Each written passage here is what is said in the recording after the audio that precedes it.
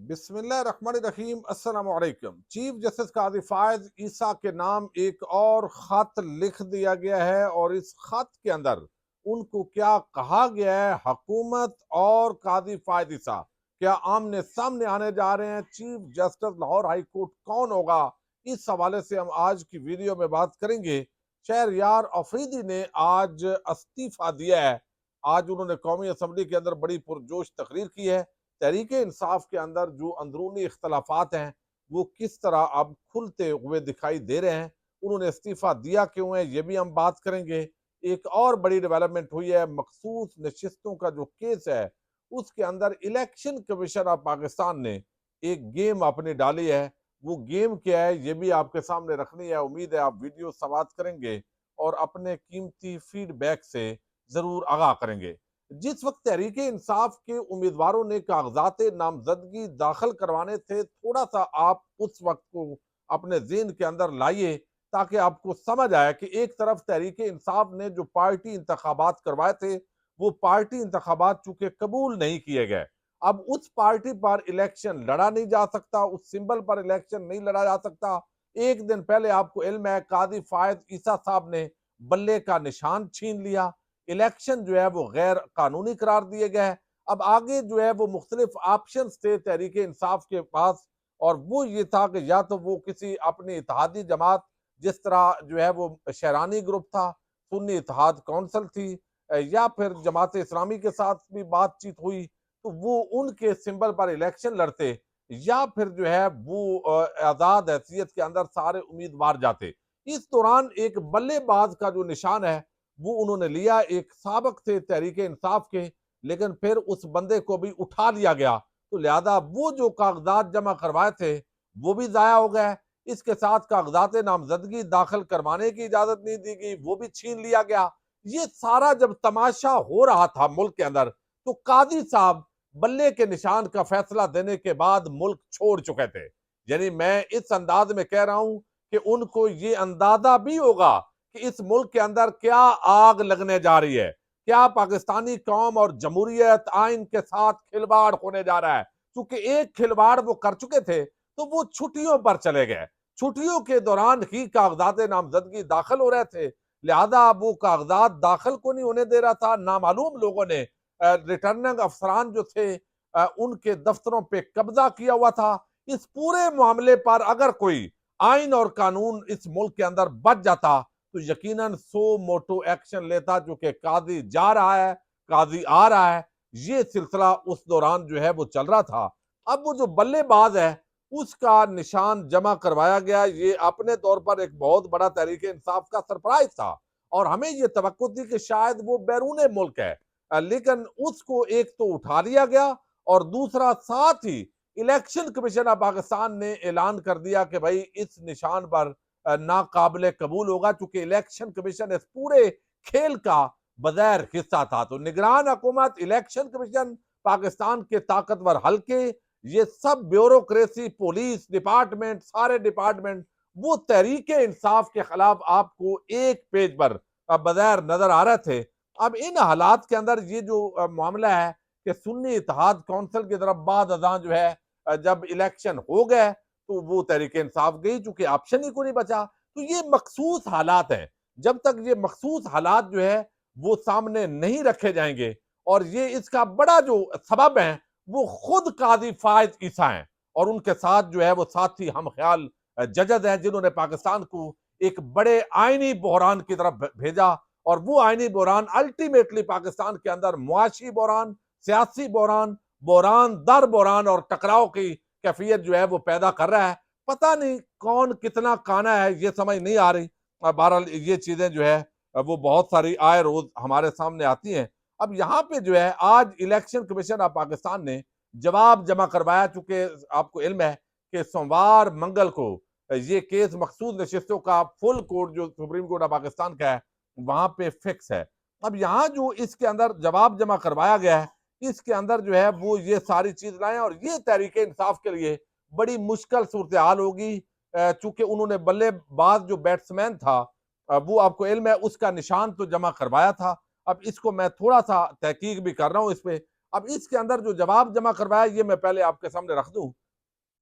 कहा गया है कि सुप्रीम कोर्ट के अंदर जो है वो सुन्नी इत्तेहाद कौंसिल ने मखसूस नशिस्तों की हकदार ही नहीं, क्योंकि फहरिस्त ही जमा नहीं कराएगी। ज़ाहिर इलेक्शन जो है वो जब हुए थे तो उस दौरान सुन्नी इत्तेहाद कौंसिल जो है वो उसने फहरिस्त जमा नहीं करवाई। फिर जो आइन जमा करवाया है, चूंकि जब भी कोई पार्टी सियासी पार्टी होती है तो वो अपना कॉन्स्टिट्यूशन भी जमा करवाती है इलेक्शन कमीशन ऑफ पाकिस्तान के अंदर। तो सुन्नी इत्तेहाद कौंसिल का बताया गया जी कि मखसूस नशिस्तें ना मिलने से मुतल्लक केस के अंदर 24 जून को जो ये बाकायदा फुल कोर्ट समाअत करने जा रहा है, इसके जवाब के अंदर कहा गया है कि सुन्नी इत्तेहाद कौंसिल मखसूस नशिस्तों के लिए कोई फहरिस्त जमा नहीं कराई। ताहम उम्मीदवारों की तरफ से तहरीक इंसाफ नजरियाती का इंतखाबी निशान देने का सर्टिफिकेट मांगा गया था, लेकिन बाद में उम्मीदवारान तहरीक इंसाफ नजरियाती के इंतखाबी निशान से खुद ही दस्तबरदार हो गए। चूंकि जमा करवाया था और फिर दस्तबरदार क्यों हुए कि चूंकि इस दौरान वो बंदा उठा लिया गया था और उससे फिर प्रेस कॉन्फ्रेंस करवाई गई और वो सारा, यानी ये तमाशे काजी साहब को बिल्कुल नजर नहीं आए क्योंकि वो छुट्टी में थे। अच्छा, फिर कहा गया कि तहरीक इंसाफ नजरियाती के इंतखाबी निशान से दस्तबरदार होने के बाद उम्मीदवार आज़ाद करार पाए और इलेक्शन के बाद आज़ाद उम्मीदवार सुन्नी इत्तेहाद कौंसिल में शामिल हुए, जिस पर सुन्नी इत्तेहाद कौंसिल को इलेक्शन ने मखसूस नशिस्तें जो है वो ना देने 4-1 से फैसला दिया। यानी इलेक्शन कमीशन ने भी फैसला दिया, फिर पेशावर हाई कोर्ट ने भी फैसला दिया। तो उन्होंने मौका बनाया कि पेशावर हाई कोर्ट ने सुन्नी इत्तेहाद कौंसिल की अपील पर इलेक्शन कमीशन का फैसला बरकरार रखा। मखसूस नशिस्तें ना देने के इलेक्शन कमीशन और पेशावर हाई कोर्ट के फैसलों में कोई सुकम नहीं है। इलेक्शन कमीशन का मखसूस नशिस्तों की अलाटमेंट का फैसला आइन और कानून के मुताबिक है। सुन्नी इत्तेहाद कौंसिल के आइन के तहत सिर्फ मुसलमान ही जमात का रुकन बन सकता है, तो लिहाजा गैर मुस्लिमों की नशिस्तें देने का भी सवाल ही पैदा नहीं होता। ये कमजोरियां भी हैं। अब इस पर इलेक्शन कमीशन खेलेगा, लेकिन उस वक्त जो बगाया गया तहरीक इंसाफ के उम्मीदवारों को उनके कागजात नामजदगी दाखिल करते वक्त उनको अंदर नामालूम लोगों ने कब्जा किया, उस पे लाहौर हाई कोर्ट का उस वक्त का चीफ जस्टिस जो बुजदिली की एक अलामत बन के सामने आया जो है वो पंजाब के लोगों के, और पाकिस्तान का चीफ जस्टिस वो पाकिस्तान ही उस वक्त छोड़ चुका था, वो छुट्टी पे गालबन जा चुके थे। इस माहौल के अंदर क्या ये छुट्टियां जाने का माहौल था, जिस माहौल के अंदर बल्ले का निशान छीन के काजी साहब गए थे? तो ये सारी चीजें जो है वो ज़ाहिर है इसका देखना पड़ेगा। बहरहाल मेरा मकसद हरगिज जो है वो फैसले पे मैं तनकीद कर रहा हूँ। काजी साहब वैसे बहुत अच्छे बंदे हैं, क्योंकि हम उनके उस पे बात कर सकते हैं। अच्छा, दूसरा जो है वो यहाँ पे एक खत लिखा गया है और इस वक्त लाहौर हाई कोर्ट का चीफ जस्टिस कौन होगा ये भी एक बड़ा आम सवाल है। और बेसिक जो नजर आ रहा है वो तो है जस्टिस आलिया नीलम का नाम चल रहा है, क्योंकि इसके अंदर वही जो आर्मी चीफ की तकर्री के अंदर जब एक जूनियर आर्मी चीफ बना दिया जाता है तो सीनियर खुद ब खुद जो रवायत है, यानी जरूरी नहीं है लेकिन रवायत यह है कि सीनियर को इस्तीफा दे देता है और वो घर चला जाता है, जैसे फैज हमीद और बाकी हमें जो है वो नजर आए। अच्छा, अब यहाँ पे जो है वो हमने देखा है कि इस पूरी सूरत हाल के अंदर जो है वो यहाँ पे जो है वो कौन होगा, क्योंकि जस्टिस बिलाल हसन वो जो जब लाए गए तो अब देखा जा रहा है कि उससे नीचे क्योंकि जस्टिस आलिया नीलम साहब आ रही हैं तो लिहाजा उनको चीफ जस्टिस बनाया जाए। लेकिन दूसरी तरफ अगर सीनियरिटी के बुनियाद पे देखा जाए तो जस्टिस शजात अली खान इनका जो नंबर है चीफ जस्टिस के लिए बनता है। अब यहाँ पे जो है वो आज हैरान कुन तौर पे, हालांकि कमेटी यानी चीफ जस्टिस और कमेटी ये फैसला करेगी, पार्लिमानी कमेटी होगी, एक जुडिशल कमीशन होगा, लेकिन हुकूमत और काजी साहब यहाँ बगैर या अभी तक शायद चीजें खुली नहीं है, कोई कंसेंसस हो जाए, बगैर एक पेज पर मुझे नजर नहीं आ रहा है। उसकी वजह यह है कि पाकिस्तान बार काउंसिल ने एक खत लिखा है काजी साहब के नाम, और ये जो खत है ये जा रहा है सीनियरिटी की बेस पे चीफ जस्टिस बनाने की तरफ। तो अगर तो काजी साहब का जैसे ज़ेन बताया जा रहा है मुबैना तौर पर है, चूंकि अभी वो सामने कोई उन्होंने गुफ्तगू तो नहीं की या चंद लोगों का, वहां पे नजर आ रहा है कि फिर अगर पाकिस्तान बार कौंसिल या ये हट जाए साइड पे तो पीछे काजी साहब की खिदमात तो बहुत है। अब बिल आखिर इनको मिलाने वालों ने मिला ही देना है। जैसे जवेद लतीफ कहते हैं कि जिन्होंने हुकूमत बनाई है वो इनको जोड़ भी लेंगे और बजट भी पास करवा लेंगे। यही बात जो है फैसल वाडा भी इसी तरफ इशारा कर रहे हैं। तो ये जो जोड़ने वाला एक पूरा सिस्टम है, जो ऑपरेशन करता है पाकिस्तान के अंदर, जोड़ने का जो काम करता है और तोड़ने का भी वही काम करता है, तो वो मुमकिन है। ये इस तरह का पैचअप तो करवाएगा, कुछ नून लीग के जिम्मे होगा, कुछ पीपल्स पार्टी के जिम्मे होगा, कुछ वो खुद जोड़ लेंगे और ये खिदमात। लेकिन ये बहरहाल पाकिस्तान बार काउंसिल ने एक खत लिखा है। खत ये काजी साहब के नाम है और इसके अंदर ये खत पाकिस्तान बार काउंसिल के मेंबर हैं शफकत महमूद चौहान समेत 6 मेंबरान की जानब से ये खत भिजवाया गया। वो कहते हैं उम्मीद है हाई कोर्ट के चीफ जस्टिस की तकर्री में सीनियरिटी को मद्देनजर रखा जाएगा। लाहौर हाई कोर्ट के जज की तरक्की के लिए आपने सीनियरिटी के असूल के खिलाफ वोट दिया। ये जो है ना बात उन्होंने की है, चूंकि पहले वोट खिलाफ दिया है, तो ये भी उन्होंने बताया काजी साहब को। और ये गालबन ग्रुप दूसरा है, यानी ये इन वाला नहीं है। तजावीज़ सुनाई दे रही है कि सीनियरिटी के असूल को नज़रअंदाज किया जा सकता है। हुकूमत चीफ जस्टिस की तकर्री में सीनियरिटी से इनहराफ की कोशिश में है। अल जिहाद ट्रस्ट केस में जजत सीनियरिटी का असूल तयशुदा है। अगर सीनियर तरीन जज चीफ जस्टिस के ओहदे के अहल नहीं समझा जाएगा तो बतौर जज उनके मनसब पर सवाल उठेगा।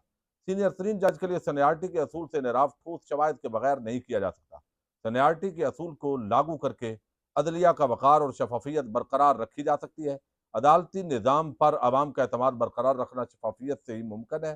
सीनियरिटी के असूल से इनहराफ अदालती आज़ादी पर संगीन असरात मुरतब कर सकता है। इस खत में लिखना चाहिए था कोई साबका हवाले चीफ जस्टिस काजी फायद ईसा के अगर खतूत के भी दे दिए जाते, जब वो सिर्फ जस्टिस काजी फायद ईसा एक ज़माने में होते थे, तो वो भी सनियारिटी बहुत ढंडोरा पीटते थे। लेकिन शायद ये इसके अंदर जो है वो मुझे नज़र नहीं आया। अच्छा, दूसरा आज कौमी असम्बली के अंदर शहरयार अफरीदी ने बड़ी पुरजोश तकरीर की है। उनकी माओ बहनों बेटियों के साथ जो सलूक किया गया, जो उनके साथ सलूक किया गया, इमरान खान के साथ उन्होंने मोहब्बत का बड़ा भरपूर इजहार किया। लेकिन तहरीक इंसाफ की जो ग्रुप बंदी है बगैर, यहाँ इन्होंने तकरीर में नाम नहीं लिया, लेकिन उन्होंने इतना बताया कि शायद ये मेरी ज़िंदगी की आखिरी तकरीर हो।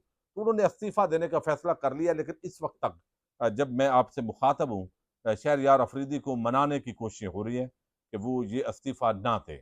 अब उनको एक तो बताया जा रहा है कि जो इस वक्त जूनियर लोग हैं वो ओहदों पे आ गए हैं और शहरयार अफरीदी जैसा शख्स जिन्होंने कुर्बानियाँ दी हैं, फिर शेर अफजल मरवत जो है, मुझे कुछ दोस्त कहते हैं यार आप वकालत ना करें। भाई मैं उसके तंजीमी तौर पे शेर अफजल मरवत का हामी नहीं हूँ, क्योंकि तंजीम का उसका मजाज नहीं है। लेकिन शेर अफजल मरवत जब से निकला है, तहरीक इंसाफ की लीडरशिप जो है, एहतजाज आज भी हुआ है, लेकिन वो मोमेंटम ही नहीं बना एहतजाज के अंदर। तो ये चीज़ जो है ये बड़ी आम होती है। तो इस तरह जो है कुर्बानियाँ देने वालों को शायद नज़रअंदाज किया जा रहा है। खैबर पख्तूनख्वा का जो वज़ीर आला है वो भी कुछ नज़रअंदाज कर रहा है, उस पे भी कुछ गिले शिकवे ज़ाहिर हो रहे हैं। इस बुनियाद पर इतनी बड़ी कुर्बानी देने वाला शख्स शहरयार अफरीदी, अगर वो भी मुतमईन तहरीक इंसाफ से नहीं होगा, तो ये तो बहुत बड़ा नज़रियाती किस्म का एक हमला होगा। तो जो लोग इमरान खान को जाके मिल आते हैं, वो अपना-अपना आके बयानिया बनाते हैं, वो अपने हिसाब से ही वहाँ पे गुफ्तगू भी करते होंगे। तो ये सारी चीज़ें आप देखते हैं, फिर जो है वो मनाया जाता नहीं। बाकी आज सनाउल्लाह खान जो हैं उन्होंने एक मस्ती की है। वैसे वो सनाउल्लाह खान मस्ती हैं, लेकिन आज कौमी असम्बली में भी उन्होंने मस्ती की है। और अगर एक ज़माने के अंदर वैसे परवेज़ मुशर्रफ का दौर था और मैं आपको अगर बताऊँ तो उस वक़्त जो है वो डॉक्टर शेर अफ़गन, ये मियाँ वाले से इनका ताल्लुक था, डॉक्टर अमजद नियाज़ी के वालिद थे। आइन का ऐसा लगता था कि कॉन्स्टिट्यूशन ऑफ पाकिस्तान के वो हाफ़िज़ हैं। तो उन्होंने एक ज़माने में उस वक़्त फज़ल रहमान, मुत्तहिदा मजलिस अमल और कुछ लोग कहते थे परवेज़ मुशर्रफ को कि वर्दी उतारो, वर्दी उतारो। तो उन्होंने एक जुमला बोला था और वो तमाम अखबारात की मैं जंग की हेडलाइन के ऊपर वो छपा था, आप अंदाज़ा कर लें। आज वो बहुत बातें कर रहे हैं, तो ये छपा था और उन्होंने कहा था कि ये मौलवी परवेज़ मुशर्रफ की वर्दी उतरवा कर क्या देखना चाहते हैं? ये हेडलाइन लगी थी, मैंने खुद उस ज़माने के अंदर वो पढ़ी थी। तो ये बेशक जुमला जो है इसको जस्टिफ़ाई नहीं किया जा सकता। यानी इसकी जगह पे बेहतर लफ्ज़ इस्तेमाल करके जो माना है वो वाज़ेह किया जा सकता था और इस जुमले पर मस्ती साहब को माज़रत करनी चाहिए। लेकिन मैं हैरान उन पे होता हूँ, जो रिहाना डार के साथ जो बेगैरती और बेशर्मी करने वाले लोग उनके घर घुस के जो बेशर्मी, बेगैरत तरीन वो जो किरदार अदा कर रहे थे, उस पे जो किरदार नहीं बोले, मज़म्मत नहीं की, वो बेशर्म यहाँ क्यों मजम्मत कर रहे हैं, यानी वो यहाँ पे, और बाकी जो औरतों के साथ जो कुछ हो रहा है, तो कम से कम ये नहीं होना चाहिए। बाकी ये अल्फाज दुरुस्त नहीं है, अल्फाज चेंज कर दे, या तो इंग्लिश के अंदर कोई मिलता जुलता लफ्ज ढूंढ ले, सनाउल्लाह मस्ती खेल, या कोई दूसरा जो कोई मफहूम ढूंढे कि उससे या इशारातन कोई उठाने वाला जो वजन होता है, वो इसके कई तरीके बन सकते हैं। मेरा ख्याल है उस तरफ जो है वो उनको जाना चाहिए। और या फिर वो जो तोते की कहानी है कि उसने कहा था कि समझते गए हैं, कोई ऐसी बात जो है वो आपको करनी चाहिए। खवातीन भी होती हैं, और जो है ऐसे अल्फाज से परहेज लाजम है। पाकिस्तान जिंदाबाद, पाक फौज पाइंदाबाद।